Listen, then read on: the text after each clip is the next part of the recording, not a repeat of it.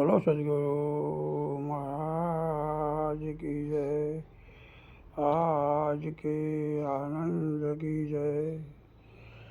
એ ચર્મ દ્રષ્ટિવાળા દેહને ઓળખે ને આત્મ દ્રષ્ટિ હરિયાપ, અવતારી પુરુષને કોઈ ના ઓળખે, બેટો હોય કે બાપ।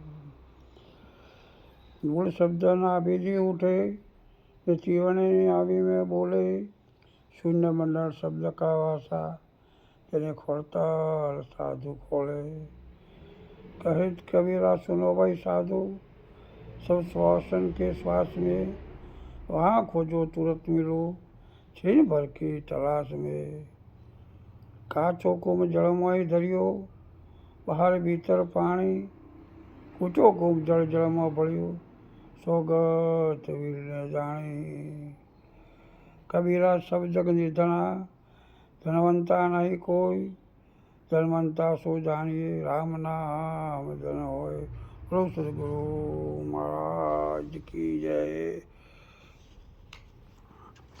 આજે આપણે સત્ય વિચાર એક ભાગનું નિવારણ કરીશું। સદગુરુના વચનમાં લક્ષ્ય લાગી જાય તો નિજ નામ નક્કી થઈ જાય, તેમાં જરા પણ શંકાનો સ્થાન નથી। જ્ઞાનમાં કશું નડતું નથી। માતા પિતા, પુત્ર, પત્ની કે ઘરના કોઈ પણ સદસ્ય પણ તમને તમારો શું નડે છે? અહમ નડે છે। જેમ કે ઉચ્ચ પદની પ્રાપ્તિ, ધનવાનપણું, ચતુરપણું, જૂથપણું, વિદ્વાનપણું, આવા પોતાની અંદર ઊભી થયેલા વૃત્તિના વેગ અને વમણમાં આત્મવિચાર તરફ દિશા લાગતી નથી, કે આત્મવિચાર તરફ વિચાર એમનો લાગતો નથી। માટે જાતિવાદ, ઊંચ નીચના ભેદ સદગુરુના સ્થાન વડે શું કરવાના છે? છોડવાના છે। અને સમદ્રષ્ટિને સમકક્ષ ભાવ લાવી શું કરવાનું છે? સમદ્રષ્ટિને સમકક્ષ ભાવ લાવી પોતાના સ્વરૂપને જેમ છે તેમ જાણવું, એ જ ભક્તિ। એ ભક્તિ એટલે દાસ ભાવ, સમર્પણ એટલે સર્વમાં પરમાત્માના દર્શન કરવા। અને વિવેક આવે ત્યારે હું આ દેહ નથી, હું શુદ્ધ બુદ્ધ આત્મ સ્વરૂપ છું। જે દેખાય છે તે સર્વ અનાત્મ તત્વ છે। હું અશરીરી નિજાનંદ સ્વરૂપ છું। વિવેક આવ્યા પછી વૈરાગ આવ્યા વગર રહે નહીં, કારણ કે એક આવ્યો એટલે બીજો ચોક્કસ આવે, પણ ક્યારે? કે તમારી જિજ્ઞાસા વધે અને જાગૃતિ વધે તો, એટલે વૈરાગ આવ્યા વગર રહે નહીં। વૈરાગ આવે એટલે સર્વ ભ્રાંતિઓ, જીવ ભાવ અને દેહ ભાવ છૂટવા લાગે। કશું તમારે છોડવાની જરૂર ના રહે, ઓટોમેટિક છૂટી જાય। પણ ક્યારે? કે વૈરાગ આવે ત્યારે। શરીર હોવા છતાં હું શરીર નથી, હું ઇન્દ્રિયો, પ્રાણ, અંતસ્કરણ, પંચકોશ એ હું નથી। આ સર્વ મારી સત્તા અને પૂર્ણ શક્તિથી પોતપોતાનો ધર્મ બજાવી રહ્યા છે।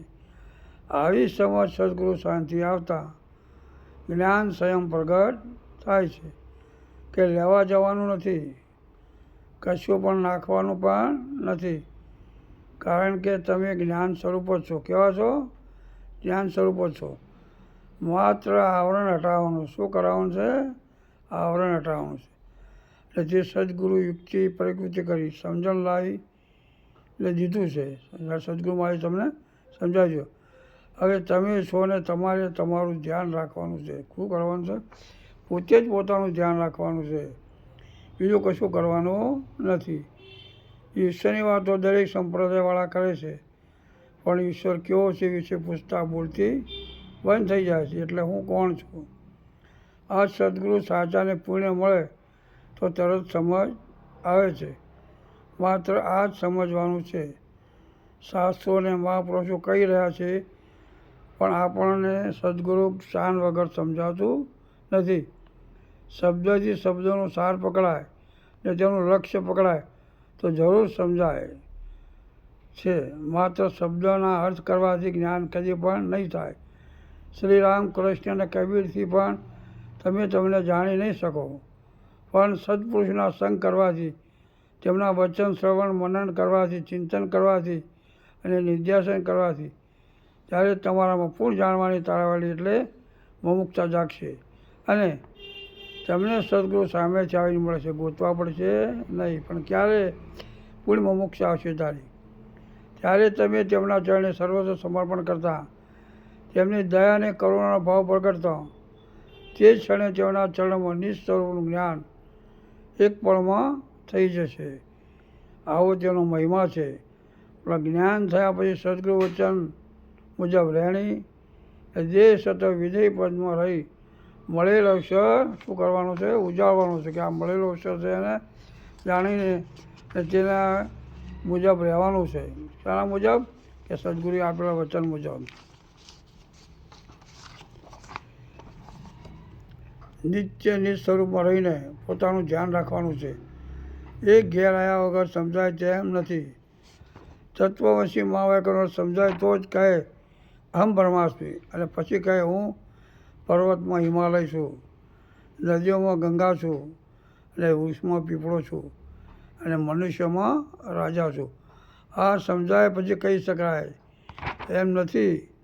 સમજાય પછી કહી શકાય એમ નથી. જો ગમે તેને પૂછો હું છું એવું કહે છે, પણ ના કહી શકે એટલે પોતે જ છે તે બતાવે છે, પણ હુંમાં ફરક છે.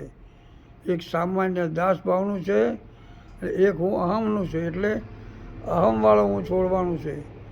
જેને તમે પરમાત્મા કહો છો, બ્રહ્મ કહો છો, તે તમે જ છો. બીજે તે ગોતવાની જરૂર નથી. પણ ક્યારે? કે જ્યારે તમને ગુરુ મહારાજના વચનમાં સંપૂર્ણ નિષ્ઠાપણે નિષ્ઠાથી રહો અને શ્રદ્ધા રાખો તો સમજાશે. જેમ દર્પણમાં તમારું મુખારવિંદ દેખાય છે તે તું જ છે, અને નેત્રવૃત્તિ તેનું દર્શન કરે છે, બીજાનું કરતી નથી. રામધૂમ ચાલતી હોય અને અચાનક કોઈનાથી ગરમ પાણી કોઈના પર પડી જાય તો તે શ્રીરામ કહેશે કે ઓ બાપા કહેશે. આનો અનુભવ કરી જોજો. કોઈ બાપા ઓરિજિનલ છે. સંતોના ગુણ ગાવા જરૂરી છે, પણ સમજીને ગાવાના છે. તમારામાં એવો ભાવ જાગે હું જ્ઞાની છું, હું બધું જાણું છું, મારા જેવો કોઈ નથી. આ બધા તમારા પડઘા છે અને તેનો વિચાર કરવાનો છે.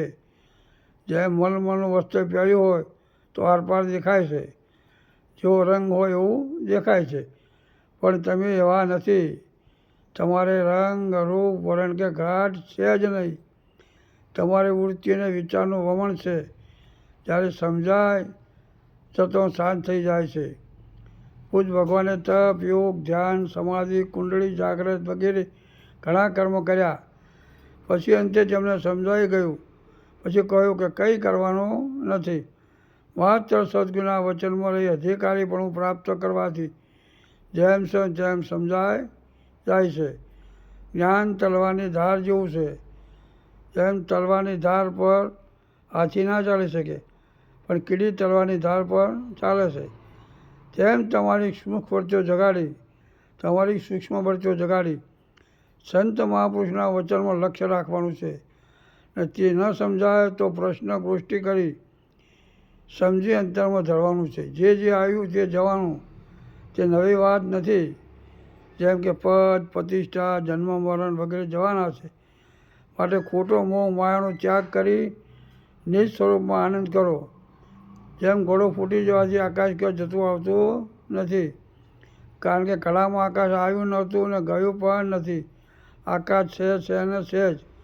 ઘડો આકાશમાં જ બન્યો છે, તેમાં આકાશ આવ્યું નથી ને ગયું પણ નથી. તેમ શરીરમાં આત્મા આવ્યો નથી ને ગયો પણ નથી. માત્ર સમજીને રહેવાનું છે. આત્મા વ્યાપક છે. જે થયું છે તેની હાજરીમાં થયું છે, અને આ ઈશ્વરી લીલા છે.